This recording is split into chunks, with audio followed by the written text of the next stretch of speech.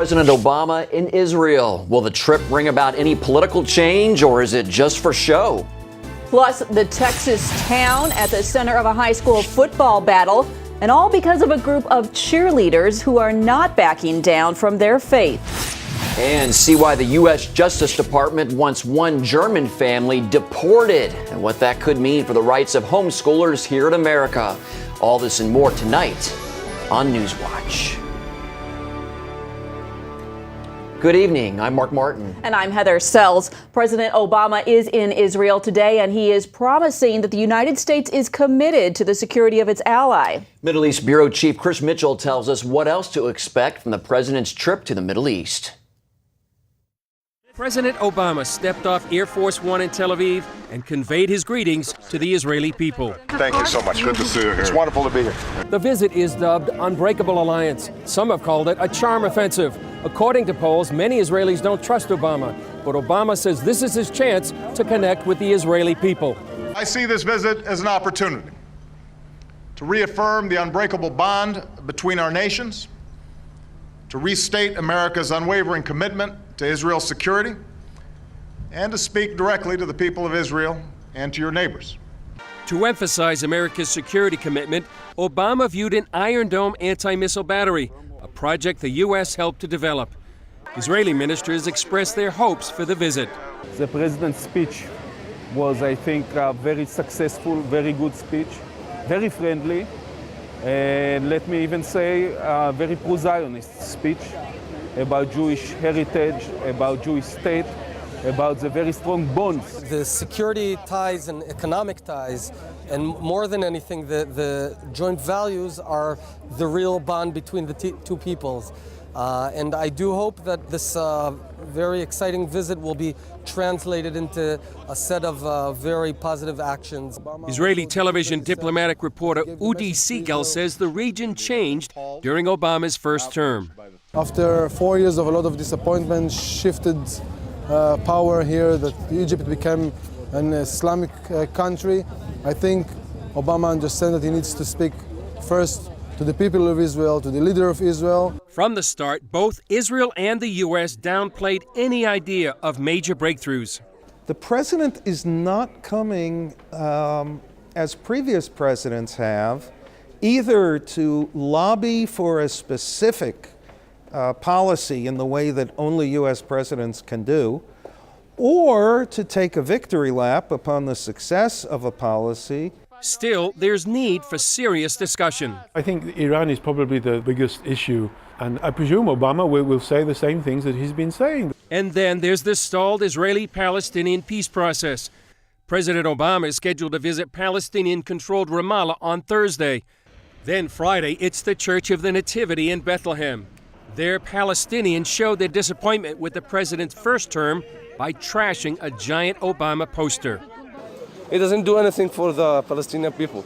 He just talks and doesn't do anything. I think that there is no help from Obama to our situation in Palestine, because they always talk and there is no result. We got hope, Always we got the hope in this trip. One analyst says it may just turn out that the most important part of the visit is that it happened. Chris Mitchell, CBN News, Tel Aviv. There are conflicting reports from Washington over the use of chemical weapons in the Syrian civil war. The House Intelligence Committee chairman says there is a high probability the Syrian government used chemical weapons on Tuesday. But the American ambassador to Syria says the Obama administration has no evidence so far to support claims of chemical use from either side. One thing is clear, the administration says it will not accept the use of such weapons. We've been very clear about our concerns that the Assad regime is increasingly beleaguered, that it finds that the violence that it is using by conventional means is inadequate. So we are quite concerned that they will resort to other weapons. We've made clear that this would constitute a red line for the United States. The president could not have been clearer about it. The American military commander in Europe says NATO is planning for possible military action in Syria, and U.S. forces are part of that plan. It's been 10 years since the start of the Iraq War, and although popular at the start, looking back, Now, many Americans say that it was a mistake. A recent CNN poll shows 59% believe it was dumb to send U.S. troops into Iraq. That is up 8 points from the pullout in December 2011. Now, on the flip side, 38% say it was a smart decision. Only a quarter of those surveyed say the war was a victory for the U.S. Our senior Washington correspondent Paul Strand was CBN's embedded reporter during the invasion of Iraq, and he joins us now from our D.C. bureau to offer his insights. Paul, talk a little bit about your experience. What was it like to be embedded with the troops? It was pretty exciting stuff, and just to show you what we had to cart around with, here's my gas mask that I had from those days. Just to show you how much we really were worried about weapons of mass destruction, we had to have that with us all the time, and 3 times while I was there were alarms in the middle of the night saying, gas attack, and we had to slip these things on in total darkness because we were way out in the desert. Probably the most exciting moment of the war, though, for me was when it started. We were in a Humvee, and we started across the desert, across the border into Iraq, right across the open desert, and everywhere I looked, far to the right, far to the left, as far in front and as back of me, thousands, tens of thousands of Army vehicles all just charging in, roaring about 55 miles an hour. They were flipping and crashing all around me as we tried to get halfway across Iraq in one day before the Iraqis could even do anything about it. So there were moments like that, things you'll never see anywhere else except in a moment like a war. I would say so. Well, any other stories that really jump out to you as far as your time on the ground in Iraq? Yeah, it was... The exciting thing was that we rushed so fast that we kept ending up with Iraqis behind us, and they would turn to things like snipering and all. And one night, our little detachment of artillery, I was with an artillery unit, we gathered in a circle like a wagon train, and Iraqis on this side opened up on us with a machine gun, and we're machine gunning back. And I was really tired, so I'm taking my cot to the other side of our Humvee for safety's sake. And then all of a sudden, I hear pew, and a bullet went right over the top of my head. And there were a few moments like that were kind of unexpected because our artillery unit, we expected to be so far back from the action so that our rockets could get high enough to arc over and crash into the enemy that they never expected to see any actual combat. So those moments were a little exciting, not just for me, but for the troops who never expected it. I would say so. Scary stuff there. Well, the war went on for so many years. Do you think it turned out at all like the troops envisioned it would as they invaded 10 years ago? You know, the funny thing about it is all the Army guys I was with the 3rd Infantry Division, nobody expected that the war would go on. When we toppled Saddam in about 3 weeks, everybody was pretty much saying, well, I wonder when we're out of here, because they all expected the war to be over just almost instantly after that. They thought that's what we came to do, was overthrow this dictatorship. And I think everybody was surprised when it just kept going on and on and on. And I remember that Pat Robertson at the start of that year had a prophecy that the war was going to be violent and kill thousands of Americans. And as we all saw the war ended in like 3 weeks, we thought, they said, well, how can this happen? Like 300 guys have been killed. But in the end, more than 4,000 Americans. So Pat's prophecy was correct. And quickly, what are your thoughts, Paul, on these polls that are coming out saying that most Americans disagree with the decision to invade Iraq?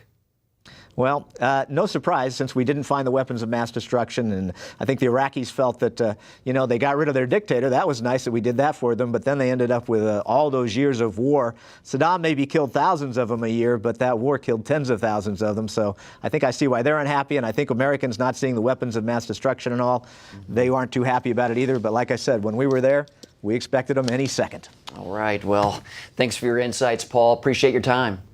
Sure. All right. Cheerleaders at an East Texas high school are once again defending the right to display Bible verses at football games. Their stance has earned them national attention and placed them right in the middle of a heated free speech battle. David Brody traveled to Coons, Texas, where he found overwhelming support for the hometown cheerleaders.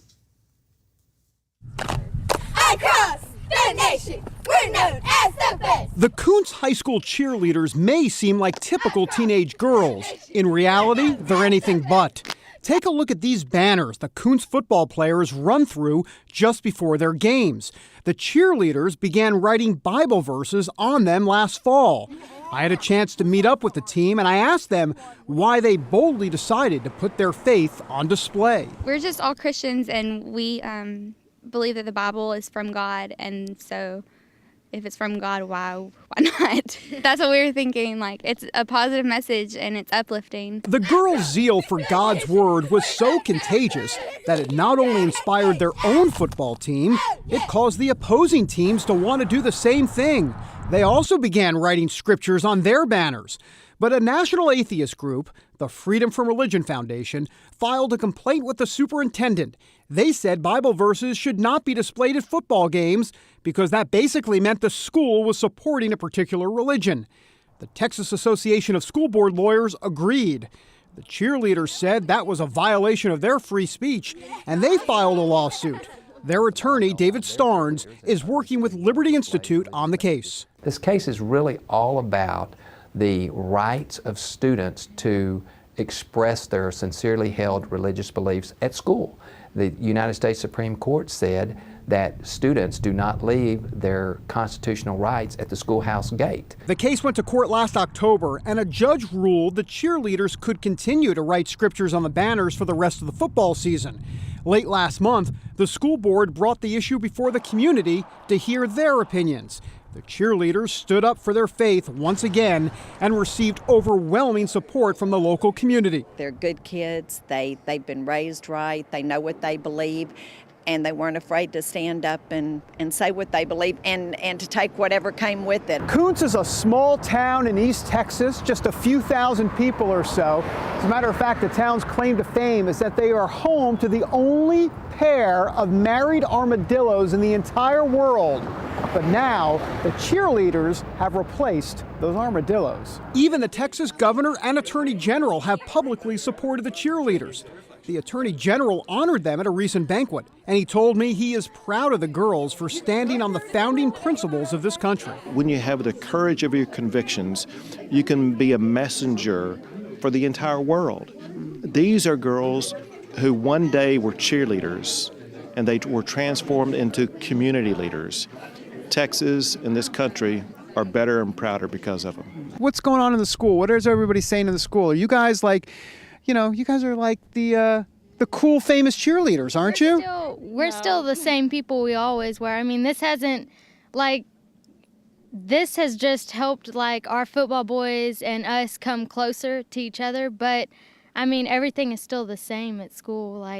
We're all still close, and nobody argues. We hardly talk about it anymore. Yeah. So for now, the cheerleaders are waiting for their next court date in June to see if they can continue to proclaim God's word at their high school football game.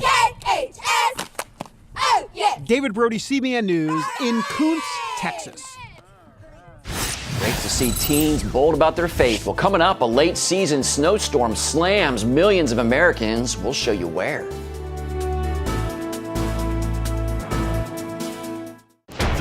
Show of biblical proportions is back with more action, more fun, more stars. Kirk Franklin, Mary, and more nuns. The nuns just whooped you, man. The American Bible Challenge Season 2 premieres tomorrow 9/8 Central only on GSN.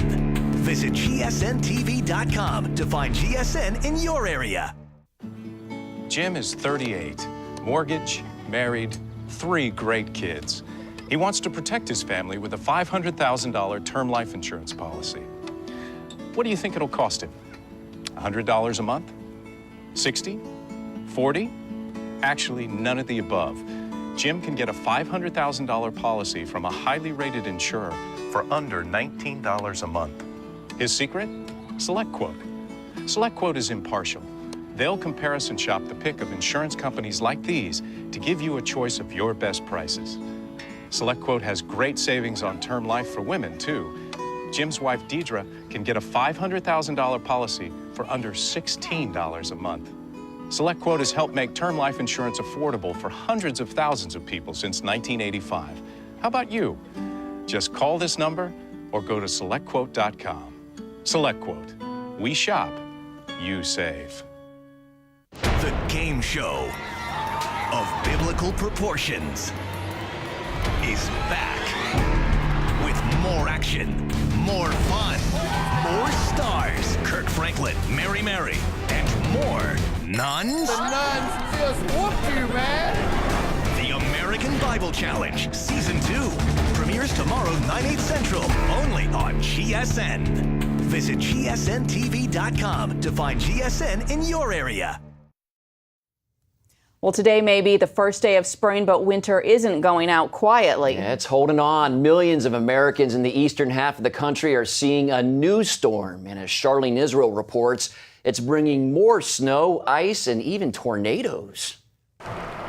New Englanders welcome spring today with as much as 16 inches of snow. Thought I was done for the year, but I guess not. It's ridiculous. We're tired of it. Half of the country is in the path of this latest storm. In the Northeast, it's bringing dangerous icy conditions, sending cars sliding across roads. This is bad. I stayed myself about 10 miles an hour with flashers on, but I'm telling you, you got to stay safe. In the Southeast, cars weren't sliding off the roads, but being blown off. The brutal winds of up to 80 miles per hour left thousands without power in Alabama and Georgia. We've got down power lines, and we're trying to make sure that everybody is safe. Schools across the Northeast remain closed today. Many districts adding days to their calendar to make up for the ones missed from snow. New England has already received more than 100 inches this season. So much for the groundhog, huh? I think you got that one wrong. Charlene Israel, CBN News. The storm has also hit other parts of the northern U.S. As much as 2 feet has fallen in parts of Michigan. Up next, why a German family who fled to the U.S. to homeschool their children in freedom could be deported. CBN. Broken Eardrum is playing at the Civic tonight. And you'll just have to miss it. This is so incredibly unfair. A special story of love and sacrifice. Joy, Mom comes up with something. Christopher Quantum, you and I are going to discuss your attitude right this minute. Superbook. No. Join the Superbook DVD Club and get Superbook's newest episode, He is Risen. Plus 2 copies to share with others. All for your gift of $25. They have arrested Jesus, the Messiah. Do you not know that I have the power to crucify you? No! Please! You can't! They've taken him to Golgotha. We must hurry. Mary is about to lose her son. The worst thing any mother could face. I am not leaving her. Superbook. It's an amazing way to build a strong spiritual foundation in the children you love. Mary, who are you looking for? I've seen him! He is alive! Superbook. He is Risen. Available now. The game show of biblical proportions is back with more action, more fun, more stars, Kirk Franklin, Mary, and more nuns. The nuns just whooped you, man. The American Bible Challenge Season 2 premieres tomorrow 9/8 Central only on GSN. Visit GSNTV.com to find GSN in your area.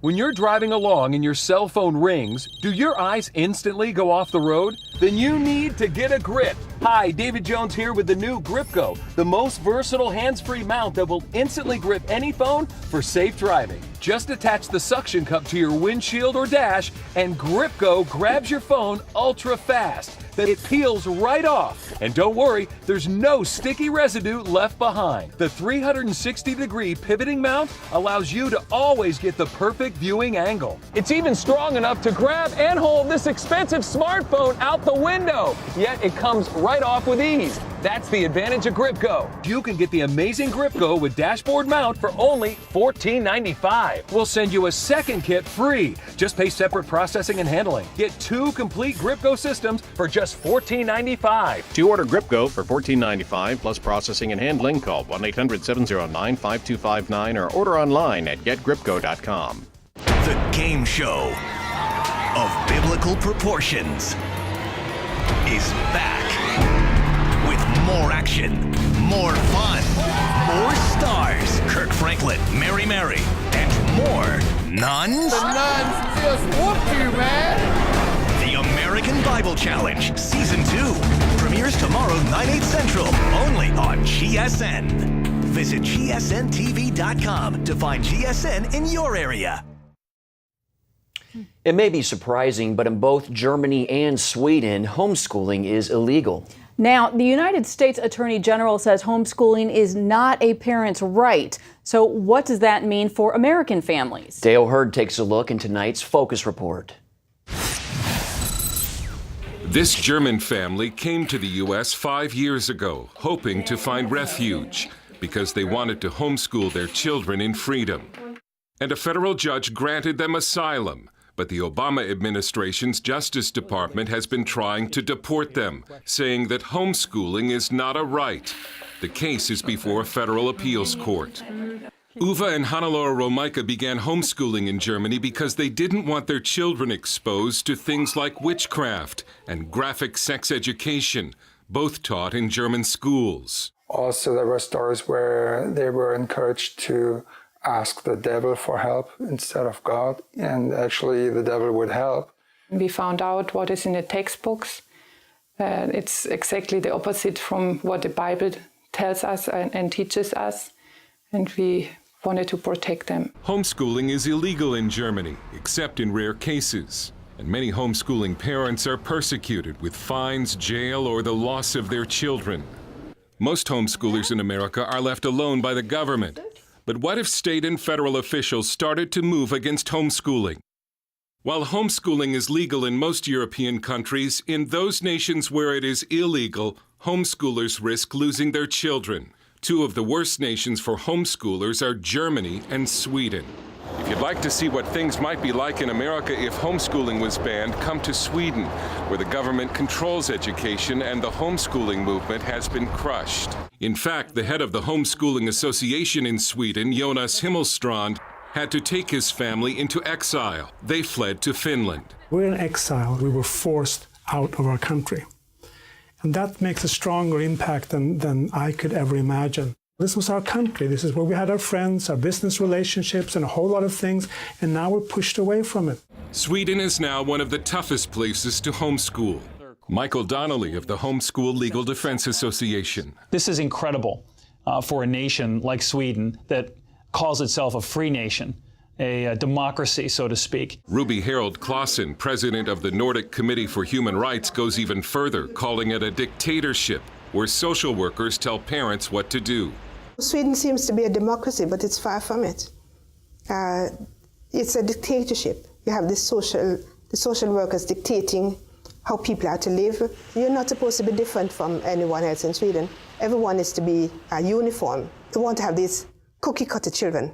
Clausen is the lawyer representing Christer and Annie Johansson, who have lost custody of their son Dominic because of homeschooling. Annie's health is failing, and Christer says the stress of the ordeal is killing his wife. So if we can't solve this issue soon, Dominic will not have a mother anymore.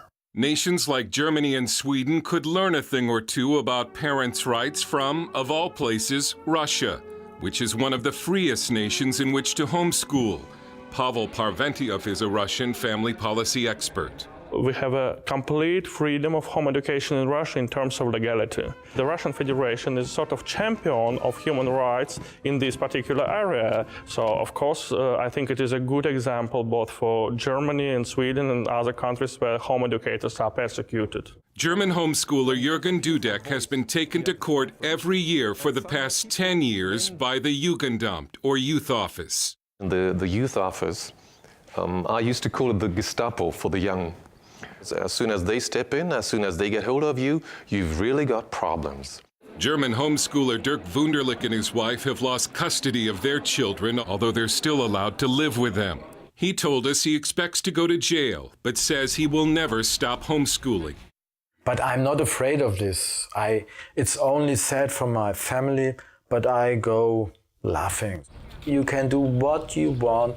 My children don't go to school. In America, a red flag went up when the Justice Department argued in the Romeike case that homeschooling is not a fundamental human right. A source close to the case told us the White House cares more about relations with Germany than the rights of a family. And asylum for the Romeikes might open a floodgate of refugees from Germany, further embarrassing the German government. Uwe Romeike, who makes his living as a piano teacher, knows what to expect if they're deported to Germany. First, they would fine us with increasingly high fines, and they would threaten us to take away custody. There might be jail time too. But the main threat, I think, is the aspect of custody, because then, of course, the children are taken away from you completely, and I mean, that's what no family wants, right? And he says the fact that the White House would be willing to deny homeschooling freedom to his family should make American homeschoolers concerned. Dale Hurd, CBN News. Up next, giving up their looks to donate their locks for a good cause.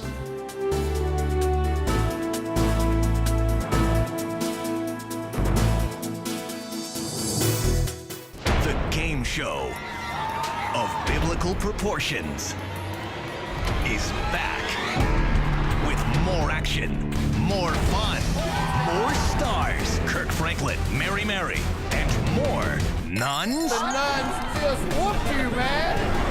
The American Bible Challenge Season 2 premieres tomorrow 9/8 Central only on GSN. Visit GSNTV.com to find GSN in your area. Jim is 38, mortgage, married, 3 great kids. He wants to protect his family with a $500,000 term life insurance policy. What do you think it'll cost him? $100 a month? 60? 40? Actually, none of the above. Jim can get a $500,000 policy from a highly rated insurer for under $19 a month. His secret? SelectQuote. SelectQuote is impartial. They'll comparison shop the pick of insurance companies like these to give you a choice of your best prices. SelectQuote has great savings on term life for women, too. Jim's wife, Deidre, can get a $500,000 policy for under $16 a month. SelectQuote has helped make term life insurance affordable for hundreds of thousands of people since 1985. How about you? Just call this number or go to SelectQuote.com. SelectQuote. We shop, you save. The game show of biblical proportions is back with more action, more fun, more stars. Kirk Franklin, Mary, and more nuns. The nuns just whooped you, man. The American Bible Challenge Season 2 premieres tomorrow 9/8 Central only on GSN. Visit GSNTV.com to find GSN in your area. For most high school students, appearance is everything. But classmates at one New York high school are giving up their looks to cut their locks. It's become a tradition at Calhoun High School in Long Island. Nearly 150 teens lined up this week to have their heads completely shaved, all to raise money in the fight against childhood cancer. And their hair will be used to make wigs. Everyone has been touched by cancer in some way or another, whether it's an immediate family member or a friend of a friend. I had a brain tumor that I had surgery for. My grandpa died of cancer. This year, actually, one of my close friends, her dad just recently passed away from brain cancer, and he was a first responder to 9/11. So that's my reason for doing it this year.